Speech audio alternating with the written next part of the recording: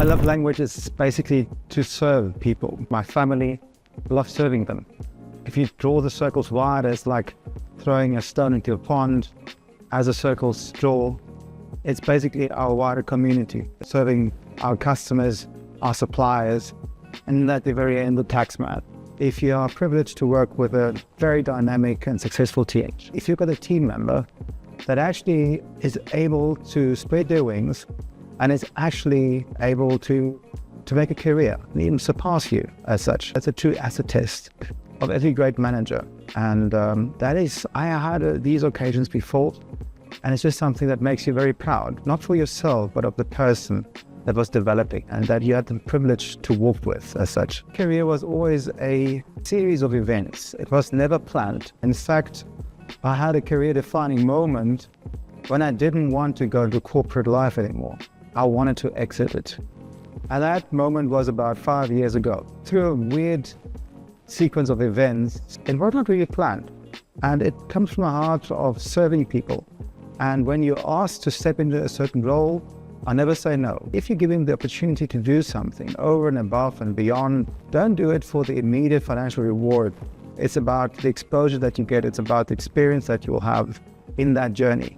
And this will lead to new pathways. This will lead to new journeys. And this will basically help you to redefine your own personality. Leadership is about developing people at the end of the day. This becomes very day by day. You don't need to always have the right fix right then and there. It's more about creating that peace in the storm to enable people to find the right decisions. Serving with humility, ensuring and also living that it's not about yourself. If God wants to, I can be run over by a bus tomorrow.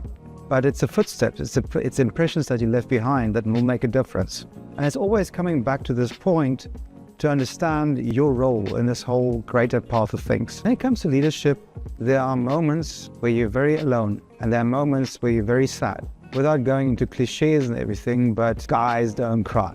You don't cry in front of your wife, the kids, they want to have a strong shoulder to lean on. In the boardroom, I don't think it will be that much advantageous if you start crying there. But you have these moments where you are sad, where you do feel alone.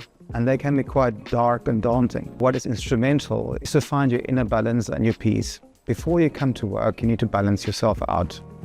And that is something really important. I found faith to be very important and instrumental for me in order to find that balance. I will find my quiet time, and this quiet time helps you to reflect, it helps you to recalibrate, and it helps you to get yourself ready for the day ahead. It's not by own choice that you are where you are, but it's your choice what to make out of that day. I would just encourage each and every one to make the best out of their days and also to enjoy them, because hey, this is the first day of the rest of your life. So what's there to wait for? Rise, I would probably associate like fail hard, fail forward, only to rise again.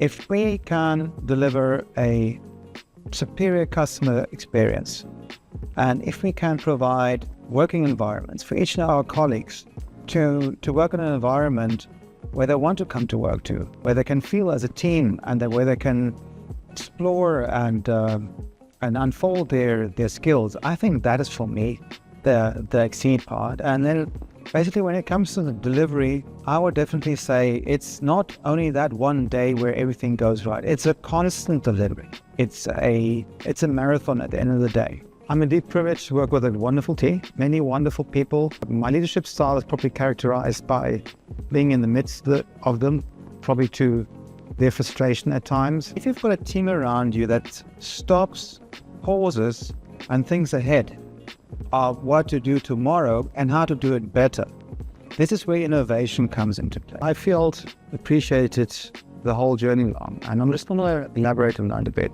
I'm not a banker by profession. Yes, given I was working in a large pharmaceutical organization, but I was privileged to jump from one job to another in a scope of, what is it now, 4 years. So nearly every year I was privileged to be entrusted with increasing roles and responsibilities around me. And if that is not token enough of appreciation, then I don't know what will. Making sure that somebody can access financial services from a remote place, that is something that truly excites me. And that's something where I think we can make a difference. For the love of God. My family and my colleagues.